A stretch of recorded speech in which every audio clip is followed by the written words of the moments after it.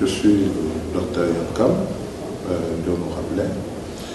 Je suis conseiller technique numéro 2 du vice-premier ministre, ministre de l'Agriculture et du Développement rural. En fait, le rôle principal du ministère de l'Agriculture est d'assurer une production telle qu'elle puisse satisfaire les besoins nationaux, et besoins en alimentation humaine, besoins en alimentation animale et besoins pour les agro-industries. Et son rôle aussi, c'est de produire davantage pour couvrir les besoins des pays voisins, n'est-ce pas, et de prendre des parts importantes sur le marché international. Et pour ce faire, le ministère s'appuie sur deux axes importants.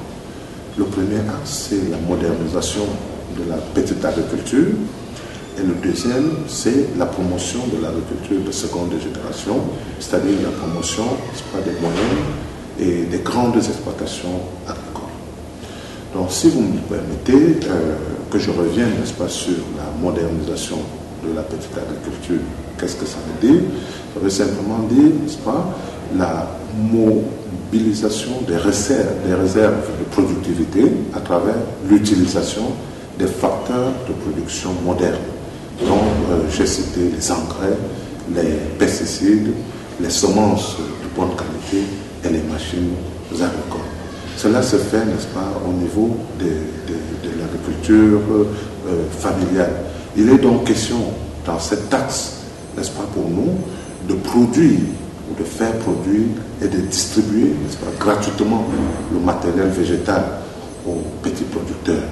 Il est aussi question pour nous, toujours dans cet axe, n'est-ce pas, de faciliter l'acquisition des engrais, n'est-ce pas, à ces petits producteurs. Vous savez que les engrais, c'est quand même un facteur limitant, n'est-ce pas, dans la production. Et donc, nous achetons les engrais que nous mettons gratuitement à la disposition, n'est-ce pas, des organisations professionnelles qui sont reconnues pour leurs compétences. Il est aussi question, n'est-ce pas, d'acheter les pesticides, c'est-à-dire les produits phytosanitaires, les produits de lutte contre les déprédateurs des cultures, n'est-ce pas, que nous mettons aussi à leur disposition. Alors, maintenant, cela se fait comment? Cela se fait à travers un certain nombre de projets, n'est-ce pas, qui concernent les filières.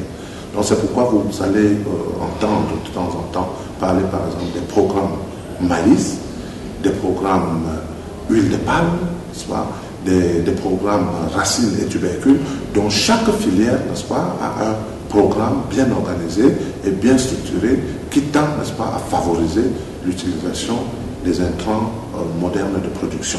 C'est pourquoi d'ailleurs nous encourageons, n'est-ce pas, les petits agriculteurs à se regrouper, n'est-ce pas, nous appelons cela la structuration du monde rural, à se regrouper pour mieux assurer les fonctions, n'est-ce pas, non seulement de représentation, mais aussi les fonctions économiques.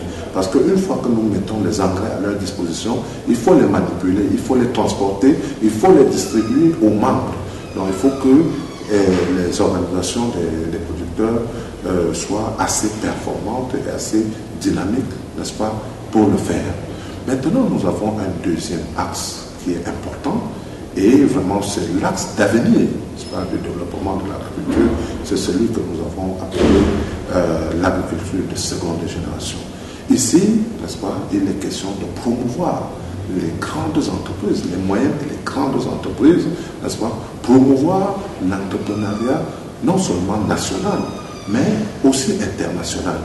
Notre action ici, comment est-ce que nous menons à bien cet acte? Nous procédons dans un premier temps à l'identification des terres disponibles.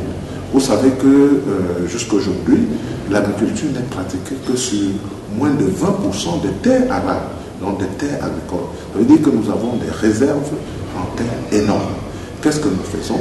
Nous les identifions donc et nous les classons, n'est-ce pas, par vocation agricole.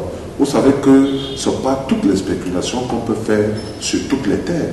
Donc nous pouvons savoir que telle superficie de terre est réservée par exemple à la production de palmiers à huile, telle autre a pour vocation la production de maïs, ainsi de suite, ainsi de suite. Une fois que nous avons fait cela, nous entamons des négociations avec les communautés locales pour aboutir, n'est-ce pas, aux baux amphithéotiques qui vont permettre de sécuriser les investissements. Donc dans ce cas, le gouvernement, à travers le ministère de l'Agriculture, n'est-ce pas, se trouve être le médiateur entre les utilisateurs ou les investisseurs d'un côté et les populations rurales qui disposent des terres. Donc vous comprenez que notre objectif n'est pas, n'est-ce pas, d'arracher les terres aux propriétaires, mais c'est de les aider à mettre en valeur les terres, c'est-à-dire mobiliser les capitaux de ceux qui ont les capitaux, n'est-ce pas, qui utilisent les terres des populations rurales pour pouvoir produire. Alors, maintenant, pour favoriser tout cela, nous avons pensé qu'il était nécessaire, n'est-ce pas, de mettre en place, à côté des établissements de microfinance, n'est-ce pas, qui agissent dans le secteur rural, de mettre en place une banque agricole qui va pouvoir financer, n'est-ce pas, les investissements dans le cadre du second axe qui est celui de la promotion de l'agriculture de seconde génération.